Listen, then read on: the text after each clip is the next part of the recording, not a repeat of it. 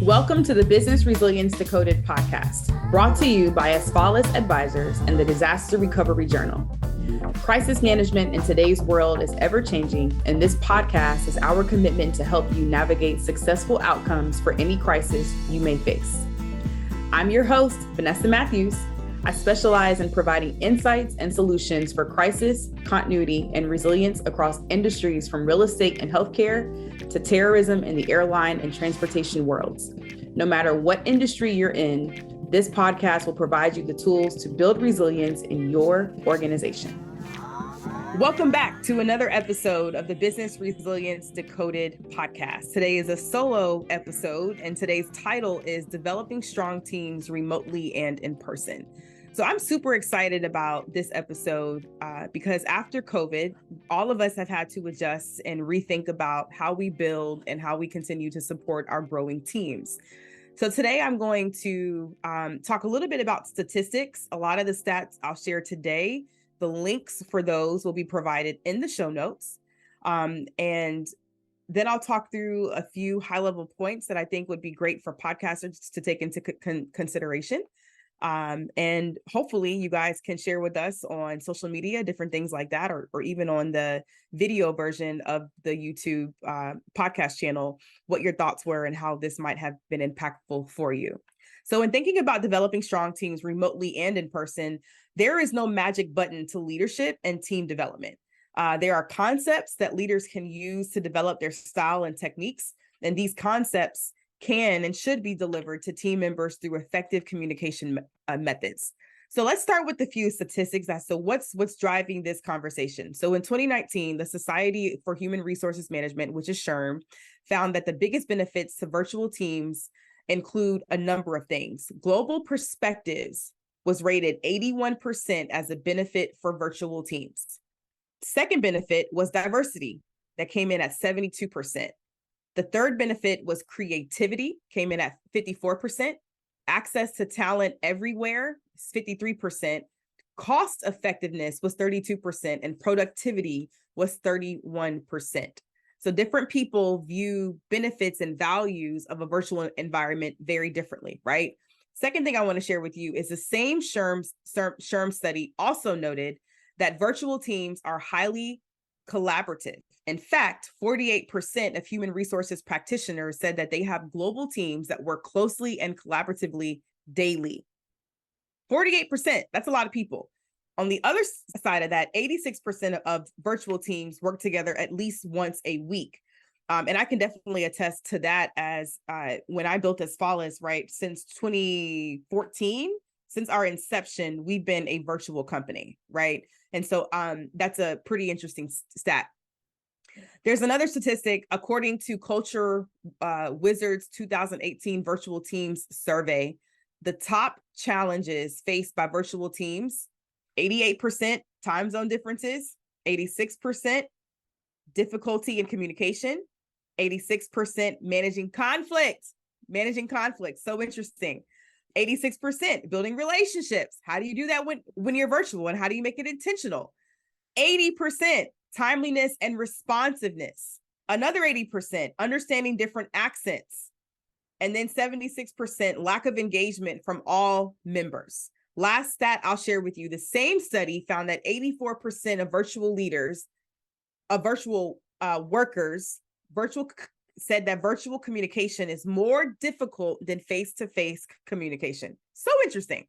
So kind of want to talk through a couple points, going back really quickly to the comment that I just shared regarding managing conflict. What's so ironic is yesterday in a team huddle, so every team huddle we have on Tuesday, we do what we call IDS, Identify, Discuss, and Solve. And our book for that is Traction. That's like our business Bible. And so in Traction, it teaches us that every time you have a team meeting, somebody should come to the team meeting with an issue, because we want a business that illuminates the problems and not a business where you can't see the problems, because if you can see them, we can solve them. And so we kind of went through, we have a whole structured process for how we manage conflict with Asfalis. And I shared that with my team, and their responses was a little bit deer in the headlights. And most of our corporate experiences, whether it be nonprofit, private, or government, the collective feedback was they were not accustomed to an environment that started the conversation with how do we identify and discuss conflict? What happens if I'm not getting along with the coworker? What happens if this process that we're using doesn't work? In their experience, it's been very much come in, do your job, don't tell me what the problems are. And in our business, especially as a small business, we're taking a much different approach. So it's very interesting that 86% of top challenges faced by virtual teams is managing conflict. And I would lend that to say, based on what I've learned in a very short amount of time, I wonder if it's because we're not necessarily taking the time to actually address conflict, right? So just thought that was interesting. So here's some things that we think will be of value to you as podcasters. Energy, engagement, and exploration are 3 different dimensions of communication that have shown to be effective for performance of teams. And again, we'll put these stats in the show notes for you. What I love about energy is that energy refers to how teams communicate with one another, as well as the frequency of those interactions. So for example, a team that communicates primarily through face-to-face means, even on Zoom, their interactions will have much more energy than a team who's communicating strictly via email or without video. In-person interactions correlate strongly to those successful teams. So that's one reason in a lot of our conversations, we are required to have one video because it's the engagement, it's the facial expressions. It's hard enough that I can't walk past you to see what you're actually feeling and thinking, right? But to at least be able to see you adds a whole different perspective. The other component, going to engagement refers to how involved the team members are. All team members of a highly engaged team are very eager to contribute and they want to add value. So a team with low engagement may not have most of their communication happening between a few select groups of people, or other members may not be participating in that process, right? And so that energy is important, but then the engagement of how they work together is even more important, which is all about communication. The third component is exploration. Exploration measures a team's interaction with other teams, right? So if you're working on a project with a specific team member, how do you interact with folks who you maybe not work with? And what does that look like? High-performing teams are those that reach outside of their circle and engage with other groups. And this process of exploration allows for the sharing of ideas and results and beneficial discoveries of all parties. Recognizing that teams are dynamic and ever evolving.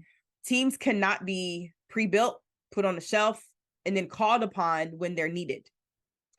They evolve as the members of the team evolve.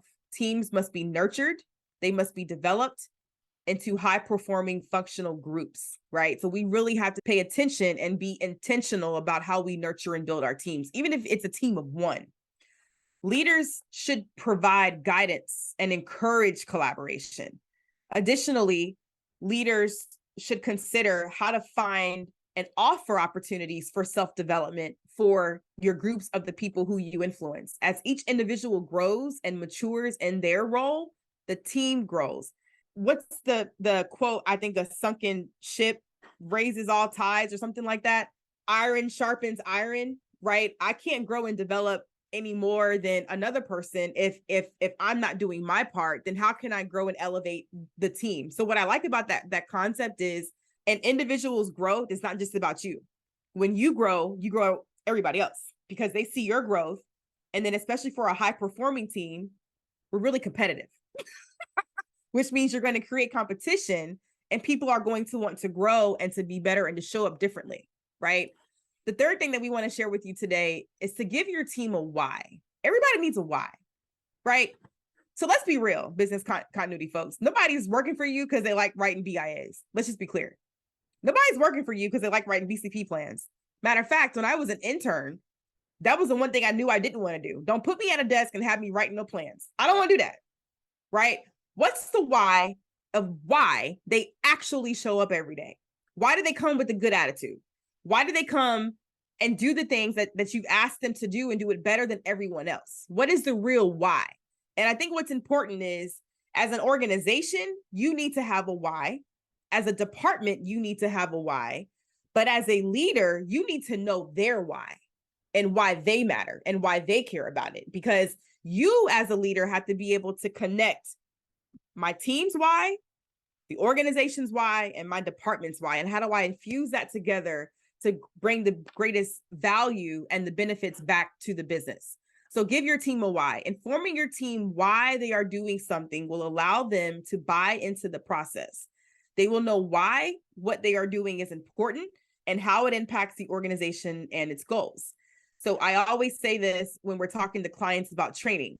We help you equip your people to know what to do, how to do it, and why it's important. I say that every single time, because even your employees who you're trying to train to not click on those cyber emails, to, evacuate the building at this specific time, you have to literally get a why, even for the people who you're trying to train and equip within the business.